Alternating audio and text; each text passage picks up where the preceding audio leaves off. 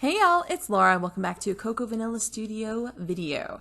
This one is using the gorgeous Storyteller collection, which is the newest collection from Cocoa Vanilla, and I decided I wanted to play with the branding strips. So if you're familiar with Cocoa Vanilla's papers, there is this beautiful little pattern along the center of the branding strip. It has, of course, like Cocoa Vanilla on one side, and then it has the name of the paper on the other side, but it has this beautiful little pattern in between. And I had several of these cut up from papers that I have used in the collection, and I decided to go ahead and get them onto a layout. Now my photos today are of myself and my second youngest.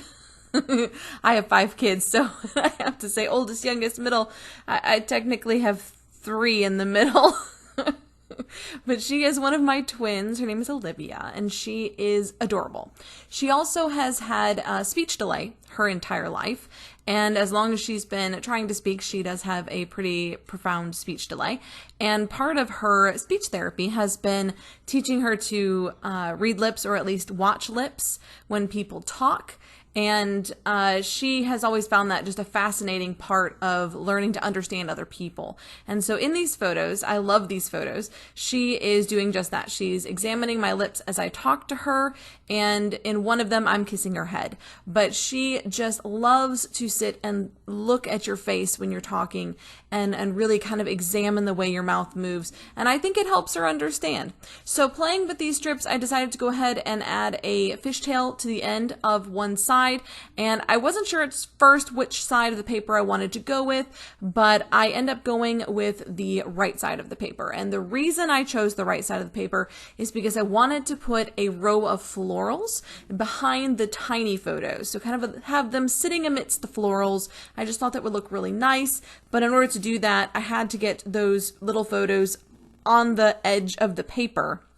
And the way they tuck in to my larger photo fits better on the right side of that larger photo than the left. So I hope that that makes sense. So you see I have this open space at the top right of that larger 4x4 photo, and then those little 2x2 photos fit in perfectly next to it. So that is how I'm going to start my base. I do typically do fairly linear designs to begin with, and then I bring in more rounded or softer elements to add a bit of whimsy, soften those hard edges, and I really like that effect. I love that kind of linear base with whimsy added in.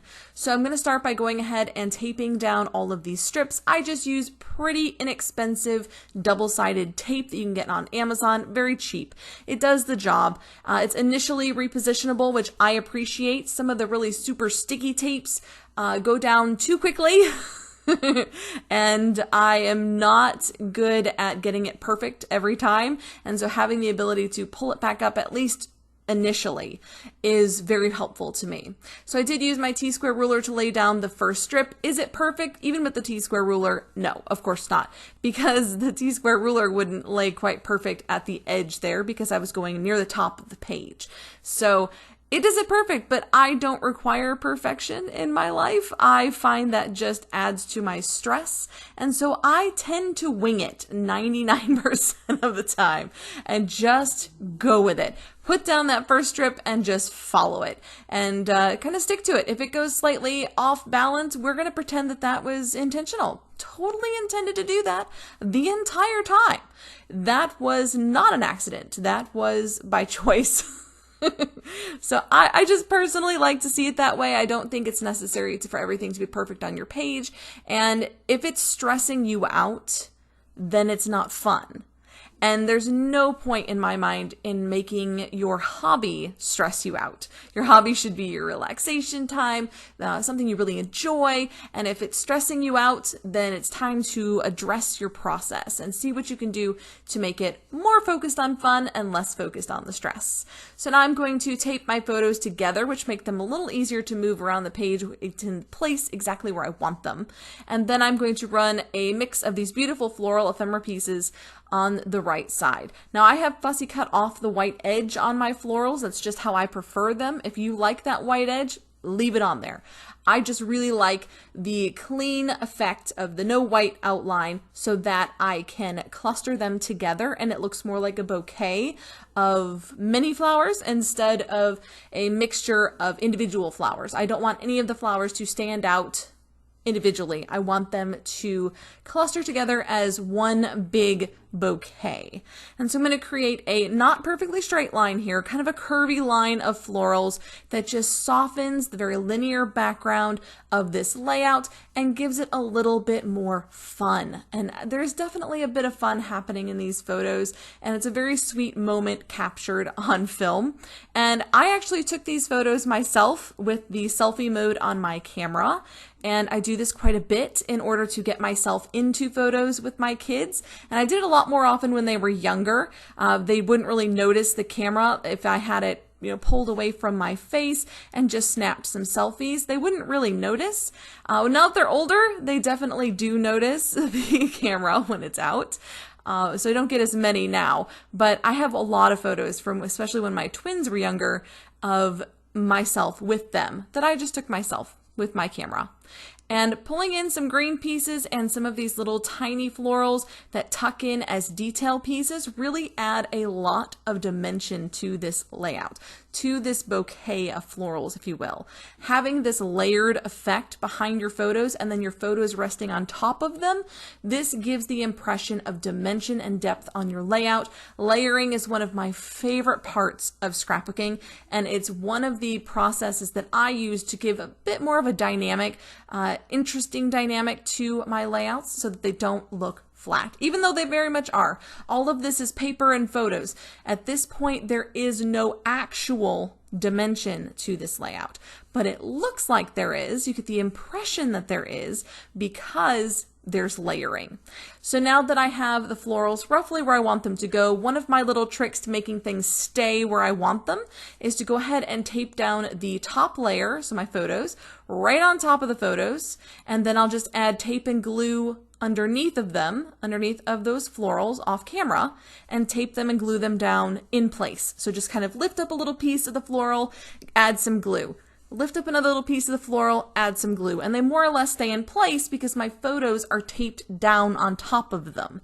So I hope that helps. If you're having some trouble getting things to land exactly where you want them to go, that is how I do it. So now I'm digging through some bits and pieces. These are mostly fussy cut from the cut-aparts and from the patterned papers, and I have some butterflies. These tiny, tiny ones I'm using now are from the A5 paper stack, and then there are some larger ones that I fussy cut from a 12 by 12 paper, and then I have that little yellow word phrase above my large photo, which came from the cut-apart sheet 12 by 12 size. And I really like that, how that tucks in and matches beautifully to the yellow stripe behind it.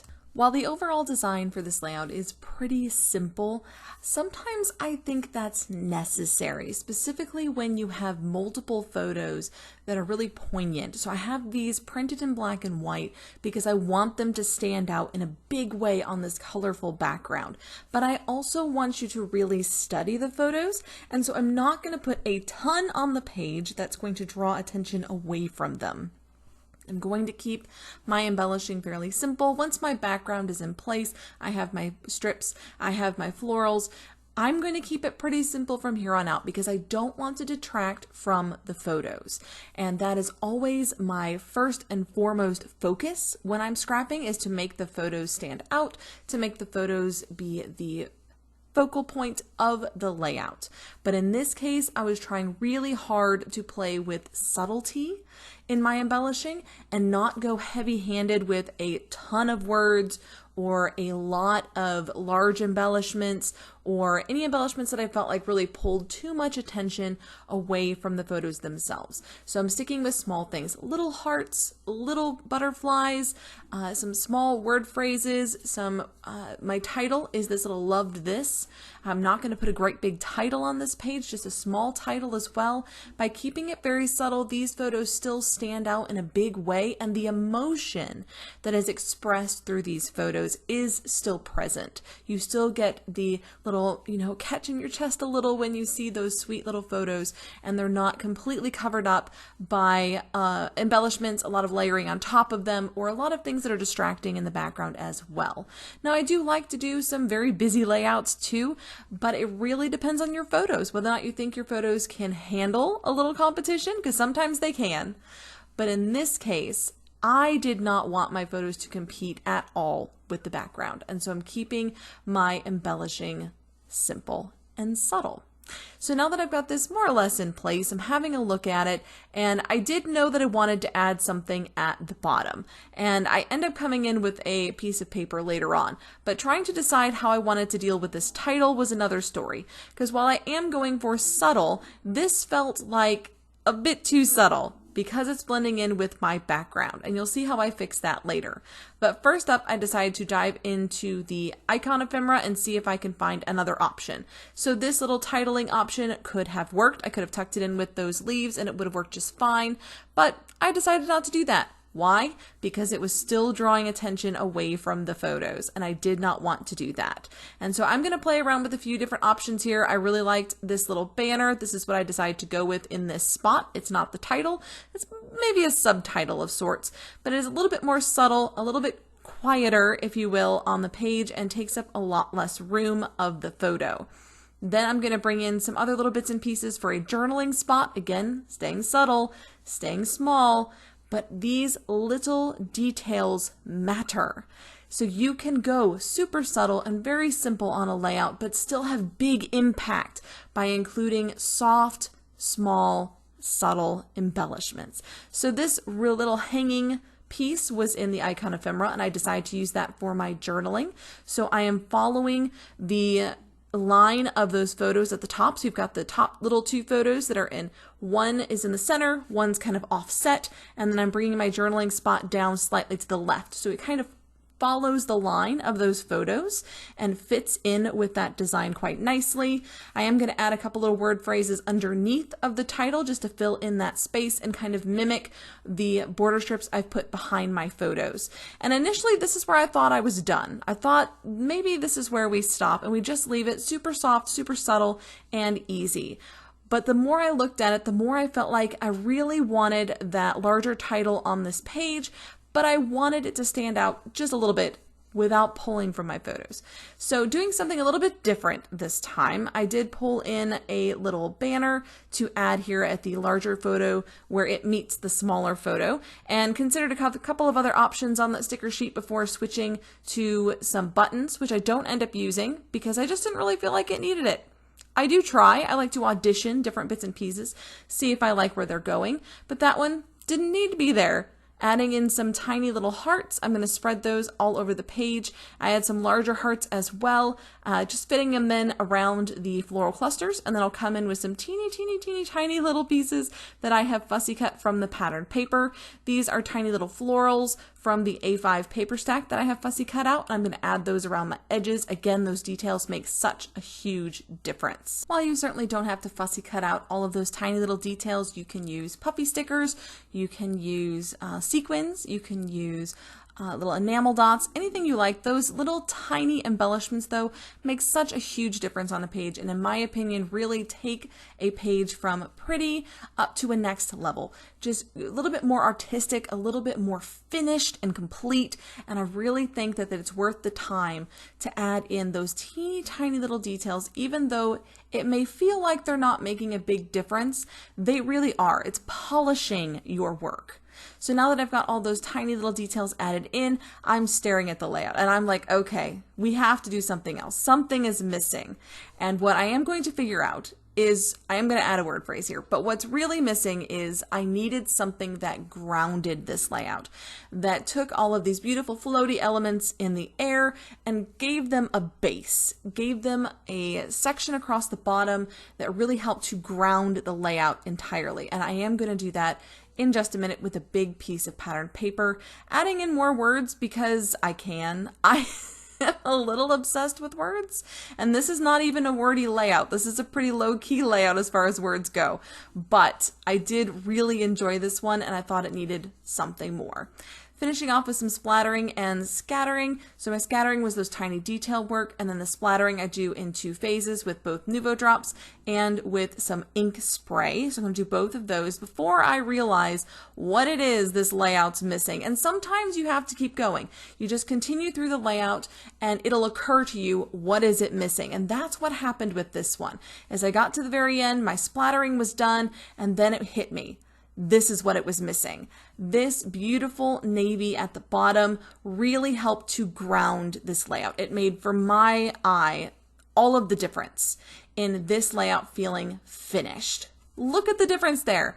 Look how much better that is. Pop my title in inside of this border at the bottom, and it just has a completely different feel. I hope you've enjoyed this one, guys. Until next time. Bye, y'all.